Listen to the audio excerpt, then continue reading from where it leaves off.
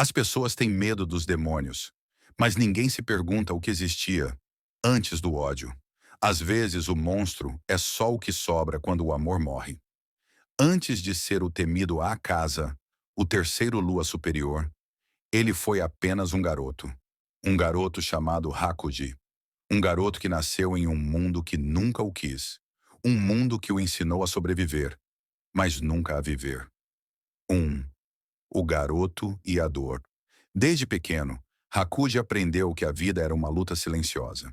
O frio das noites sem teto, o som distante de passos, ignorando sua fome, e o gosto metálico das lágrimas que ele já não tinha forças para chorar. Ele roubava para sobreviver. Não por prazer, mas por instinto. Cada pedaço de pão roubado era uma confissão. Eu não quero morrer. E mesmo assim, o mundo o olhava com desprezo. Os adultos o chamavam de ladrão. Mas ninguém perguntava por que um menino rouba quando não tem mais nada.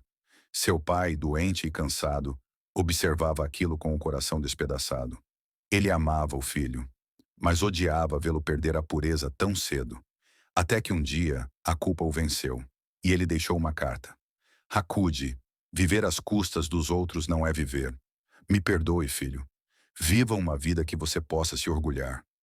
Naquela manhã, Hakuji acordou sozinho. O corpo do pai pendia imóvel, e o menino só conseguia olhar. Não havia gritos, nem lágrimas. A dor era tão grande que o silêncio parecia gritar dentro dele. Aquele foi o dia em que o amor morreu pela primeira vez. 2. O dojo e a luz de Koyuki. O tempo passou e o menino cresceu. Ferido, endurecido, mas ainda humano. O destino, irônico como sempre, o colocou no caminho de Keizo, um mestre de dojo que via bondade mesmo onde o mundo via lixo. Keizo o acolheu. Deu-lhe abrigo, comida e algo que ele nunca teve: propósito. A força não está em destruir, Hakuji. A verdadeira força é proteger o que importa. E foi ali, entre treinos e disciplina, que Hakuji encontrou Koyuki, a filha do mestre. Ela era o oposto dele. Calma, gentil, cheia de luz. Ela sorria de um jeito que o fazia esquecer do mundo. E pela primeira vez, ele acreditou que podia merecer algo bom. Koyuki não via as cicatrizes como vergonha. Ela as via como marcas de quem sobreviveu. Você tem mãos fortes, mas são mãos de quem protege. Aquelas palavras atravessaram o coração de Hakuji como um abraço. E no entardecer, sob o som suave das cigarras e o brilho dourado do sol, ele fez uma promessa silenciosa.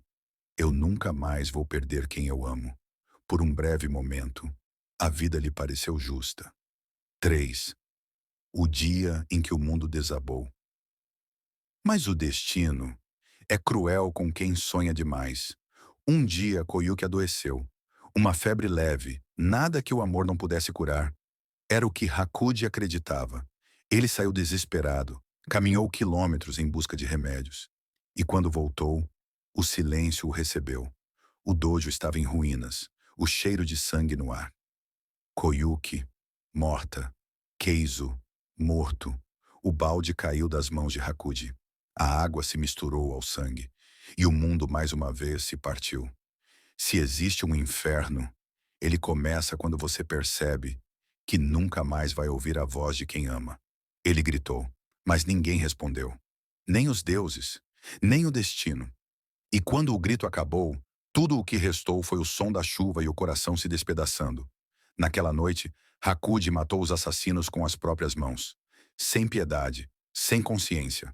Cada golpe era uma prece. Cada soco era um porquê. O sangue cobriu suas mãos.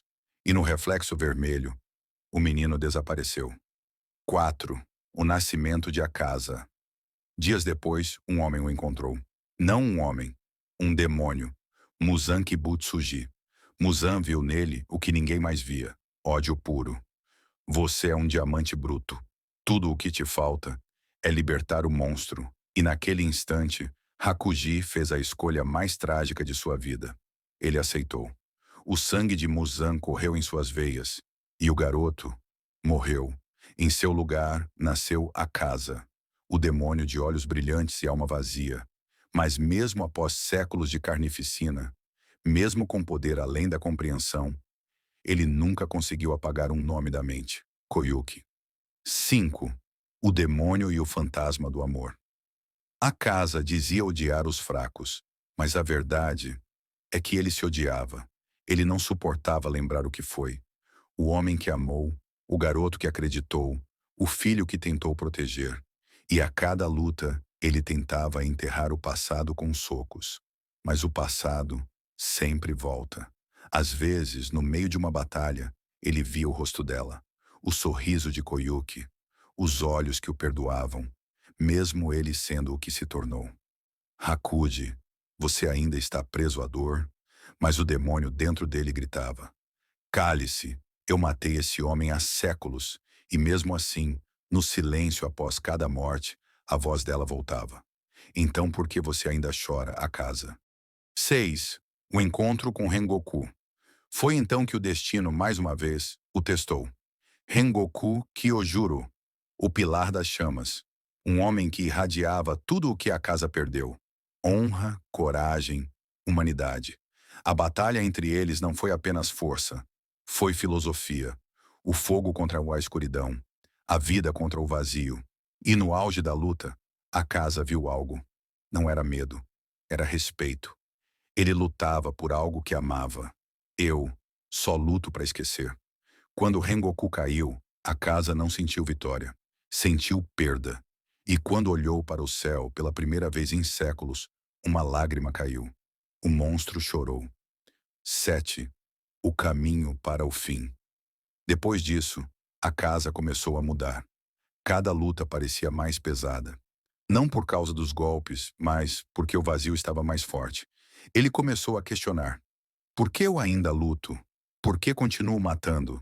Até que o destino o colocou diante de Tanjiro Kamado, o garoto com olhos de luz que carregava o mesmo tipo de dor, mas escolheu o perdão.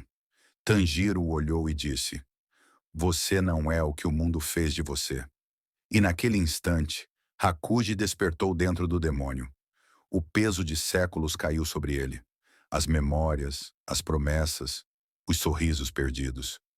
Você já lutou o suficiente, Hakuji. Está tudo bem.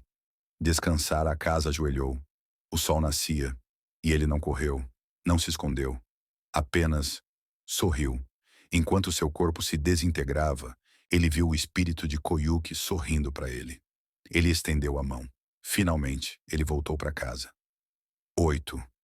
O significado de sua dor. A casa não foi apenas um vilão.